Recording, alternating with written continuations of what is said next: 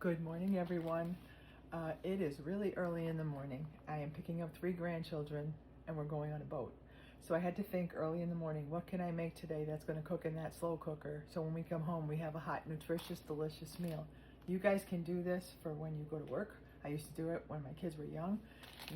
I didn't do it with this. This is grass-fed filet mignon. I had the tips and the ends. I cut the whole thing up into steaks, and this is going to be the base of my homemade slow cooker beef stew. You put in what you like.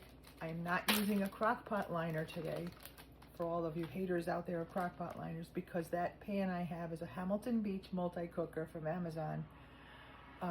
Everybody asks, so I'm going to tell you now. It sautés, but you can get a Ninja that does it. There's other crock pots that are you can do it with your Instapot.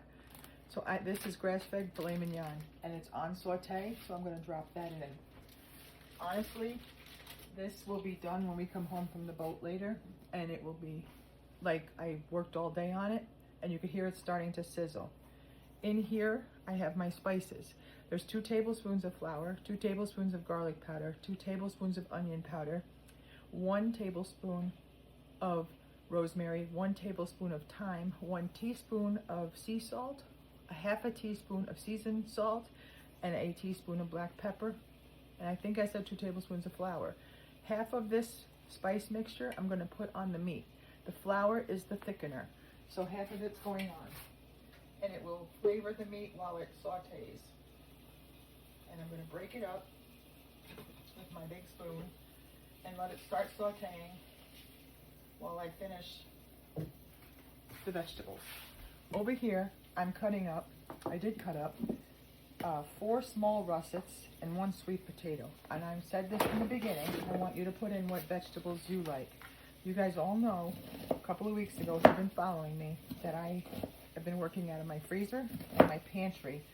So you're going to see a lot of things go in that you might not put in beef stew, but I like them, so I'm putting them in. So I'm cutting up an onion, 1 whole onion. I literally cut it in half with the hairball on one end. Then I take slits, and when you go this way with it, I don't know how to explain this in technical terms, it literally makes all your dices. You might have to dice your ends a little bit. But remember, it's going to cook slow and low all day long, so you don't really have to worry about it. I had 4 carrots left, so I'm going to use those 4 carrots. I peeled them. The ones that are bigger and fatter, I cut them in half. I like everything to be sort of bite-sized. Who eats this in your house? Does everybody like beef stew? I wish that was the case here. So we're bringing back the 3 grandchildren from the boat, and my son will come pick up, he's a single dad. My son will come pick up his son, and he will eat. His son will probably eat this. My granddaughter will eat this, and I will eat this. We have 4 slices of Vince's pizza in there for whoever, and probably Weston will have Vince's pizza. Braylon will have this. She'll be mad because maybe she'll have Vince's pizza and a bowl of stew. Anyway, my husband, no. So he'll have a burger. And don't come at me, you guys. I met Dave 10 years ago, and he told me right off the bat that his worst attribute was his eating. And he wasn't kidding. So it wasn't like it was a secret, and I live with it. But I couldn't believe last week I got so bashed on my post about the roast chicken because I fixed Dave a plate. I do that because then I know I'm doing my plate separately. Okay, I'm not going to put this in just yet. Onion, carrots, minced garlic, 1 clove. So a whole onion, that was 4 carrots. I'm going to put it all in this bowl, and then I'll dump the bowl in. I'm going to check my meat. And you let it brown. It smells delicious already. I'm going to try to beat this 1 piece. So I took it out of the freezer. At 6 a.m.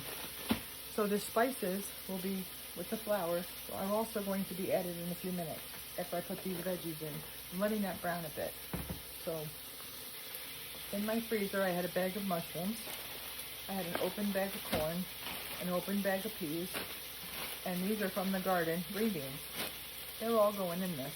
But I'm going to put the mushrooms in right now because I want them to saute a bit with that meat. And if I haven't said it enough, if you don't like mushrooms, don't put them in. If there's some component I'm making, don't put them in.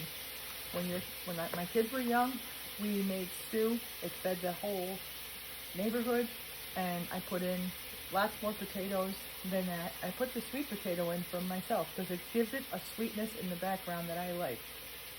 Everything is changeable, okay? Everything.